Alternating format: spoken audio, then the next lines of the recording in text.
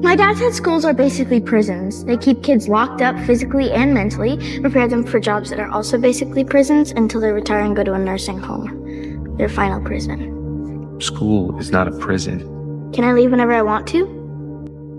It's a little like a prison. Do you know why people don't think it's easy to make $1 million?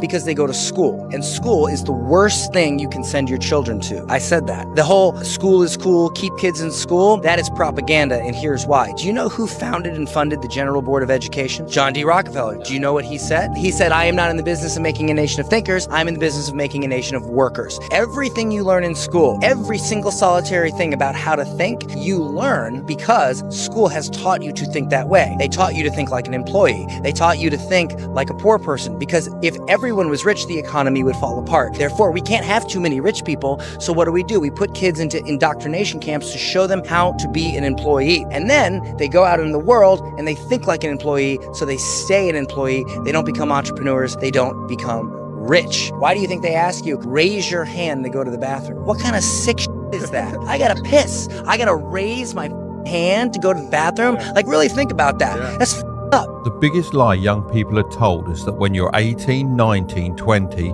16 and 17 is exam results define your future. I left school at 16 with no qualifications and no money, and hardly anyone believed in me, especially my teachers. My first job was making wooden trash cans for less than $2 an hour. I felt like a failure. In fact, to make things worse, my manager bullied me and gave me all the bad jobs. So I decided to quit and start my own business. It felt like a big risk, but I went for it. 35 years later, I run 2 multi-million-dollar businesses. I've grossed over $70 million and have the house of my dreams. But most importantly, I have the freedom to spend time with my family. I want you to know it doesn't matter where you are right now. Your past doesn't determine your future.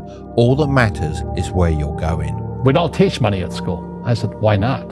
And she couldn't answer me. And she got very flustered. She said, sit down, take your seat. And then I got curious. I said, why don't we learn about money? She says, go ask your father. He's my boss. So my father was the head of education.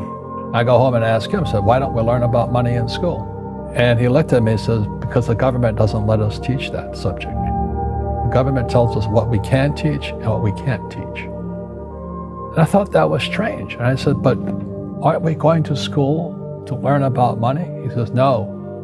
Your job is to get a job. I said, but you get a job to earn money. He goes, no, you're supposed to just get a job. Isn't the purpose of a job to earn money? He goes, you're correct. I said, so why don't I just learn about money? Most people that are teaching don't know what they're teaching. 80% of the people that teach have never done what they're teaching. I was raised to believe if you don't go to school, you can't get a good job. I hadn't gone to school. I didn't have a good job. I owned the whole company. So then I started to think, I wonder how many things I believe are not true. There is something about boys being able to have that experience of going out and discovering and challenging themselves and trying things and taking age-appropriate risks and letting them fail and telling them to get back up and do all of that. And then all of a sudden what we do with that 5-year-old boy is we put him in a classroom, we put him at a desk, and we have him engage in rote memorization. And it's driving him nuts. But he's a problem now. He's a problem, right? He's disruptive to the classroom. And what's fascinating is the school system developed for the child or the child for the school system? So how do you get a rambunctious boy to pay attention and be quiet? Well, you can drug him. And then over time, we're fascinated to find out that, well, he just doesn't like learning. Well, no kidding. No, that boy probably loved learning if you put him in an environment that's actually conducive to the God-given, interests and impulses that he had. I think we're already finding out, but I think it's going to start to become more commonly accepted that what we did was we drugged young boys so they could fit into a system that wasn't designed for them. How many geniuses do you think humanity has lost solely because of how broken the school system is? For starters, school uses the same incentive structure that made communism fail. Because why would a rational kid work harder just to get the same outcome as the kid who cheated? Why learn when the system only rewards passing? Then add social pressure on top of that. How many brilliant kids do you think we lost solely because they didn't have the right people around them, especially in underprivileged areas? And the biggest flaw of all, the curriculum moves at the pace of the slowest student. In a classroom, you can have a student capable of curing cancer learning at the same speed as a kid who eats pencils in the back of the class. Not only does that not help the struggling one, it punishes the exceptional one. Because when school is easy, these smart kids never build discipline. And so when years later, life finally starts getting hard for them, they collapse. It's just so insane when you realize how much the world has changed in the past 200 years and then understand that the school system hasn't changed once. You're still learning in the same system that your grandparents learned in. And because of it, an insane amount of human potential has gone to waste. Here's a modern day phone. Recognize it? Here's a phone from 150 years ago. Big difference, right? Stay with me. Here's a car from today. And here's a car from 150 years ago. Big difference, right? Well, get this. Here's a classroom of today. And here's a class we used 150 years ago. In literally more than a century, nothing has changed. Yet you claim to prepare students for the future?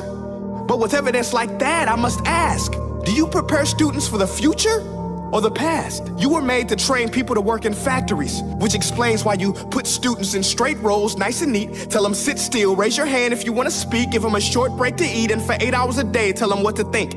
Oh, and make them compete to get an A. A letter which determines product quality. But today, we don't need to make robot zombies. The world has progressed, and now we need people who think creatively, innovatively, critically, independently, with the ability to connect. Because while students may be 20% of our population, they are 100% of our future. A salary is the drug they give you when they want you to forget about your dreams. Because it's very easy to stay in that world where somebody is mitigating your risk. You just have to perform certain tasks, do them well for a third of your day, and they will feed you a salary. And you don't have to think about anything else. And that, for a lot of people, works. There's nothing wrong with that. It's very noble. Great employees are extremely valuable to build enterprises. But when you leave that path and you put at risk income that you need to eat with, you're going on a different journey. And that fear of failure is an extremely motivating factor. We all know people who, when they graduated high school, ran down the steps on graduation day and threw their notes in the air and said, "No more school," and celebrated that. If you celebrated no more school, that school failed at something. Half of what a school should do should get you to be enchanted and excited about learning, so that you can become a lifelong learner when you leave school. You know what this feels like? This feels like youth sports and parents pushing their kids for their own glory or pushing them too soon. You only have so much. Every person, you've only got so many steps in your life. Let's say 1,000,000 steps. Now, if you burn up all that 1,000,000 steps in the first 15 years of your life, what are you going to do when you're 70? How broke down are you going to be? Because you've only got so many. And it goes with the heart and it goes with the mind. And if you take a young horse and you start training them and you train them too much, you burn their brain out. It's like taking a 7-year-old boy and setting him down in front of a math book and making him sit there for 4 hours a day. Well, you're going to wind up with a boy that hates math. Now, he might have been naturally good at math. He might have had a talent for math. He might would have loved math and become a great mathematician. But you pushed too much math on him when he was 7, and he said, "I hate this." You'll burn them up inside. They'll lose their joy of life. They let them grow. I mean, if you look at school, it's opposite of what it takes to be successful in real life. Don't make a mistake. Do as you're told. Take tests by yourself. Don't cooperate. Do it by yourself. Do it on your own. Oh, there's only one right answer. No, there's tons of answers to a problem. So you come out of school scared to death of making a mistake. You do everything on your own. You don't cooperate. There's no synergy. There's no brainstorming. And there's only one right answer. Everybody wants to get the right answer. There's no one right answer. So I think people come out of school paralyzed. I think the school system is criminal in that it kills a child's spirit of learning. You know, a child goes into school all excited about, yeah, I'm gonna learn and it's gonna be great. And then the teacher says, sit down and shut up. Don't talk. We don't care what you're interested in. Did anybody in school ever ask you, did a teacher ever ask you, Brian, what are you interested in? So I think kids come out of school scared to death of making a mistake. They come out paralyzed. They don't know what they want to do because their spirit and their creativity has been crushed inside of them. So you almost have to do a whole reprogramming once you get out of school so you can find, so you can find out what it is that excites you, what it is that where your passion is. The reason why kids have a hard time in school is because their number one strength becomes their biggest problem in class. The kid that's got a ton of energy, if they were put in the right environment, would be a world-class athlete. The one that's always cracking jokes, guess what? Could be the most famous comedian ever created on history of mankind. And yet the school system is designed to make us believe that the thing we're best at is actually our biggest weakness. And then we wonder why so many people walk around with massive amounts of self-doubt when they grow up. It's the system. John D. Rockefeller was one of the richest men in the entire world from the oil industry. And in 1903, he funded the General Education Board with a famous quote of saying, "I don't want a nation of thinkers, I want a nation of workers." The General Education Board's main objective was to create schools that focused on obeying authority, following rules, memorizing, not thinking, and breeding you to work 9-to-5 jobs for elite corporations. That is why we see the mundane subjects in school of things like math, English, and other subjects. And I mean, even look at our schools. They look like prisons. But here's where things get really messed up. John D. Rockefeller also funded big pharma and medical schools, with the initiative being from taking people from natural healing remedies towards pharmaceutical-based care. And from this, he created a perfect system. The schools create the workers. They work forever, which makes them sick. Then they have to take pharmaceutical drugs to stay alive, and from that, he makes endless money. Our education system is really just a monopoly. It is breeding workers so that the elites keep making more money. This is why it is more important than ever for us to wake up and choose differently moving forward. As long as you're hungry, you'll think. The moment I pay you, you think like an employee.